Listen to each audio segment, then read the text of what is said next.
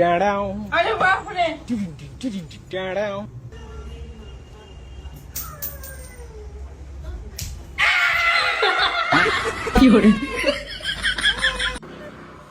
Excuse me,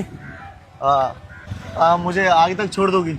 भैया मैं छोड़ तो दूंगी बट मुझे डबल सीट नहीं आती, गाड़ी आपको चलानी पड़ेगी. ठीक है.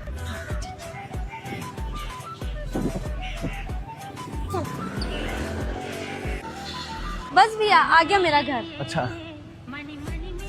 Thank you. ओके. Women.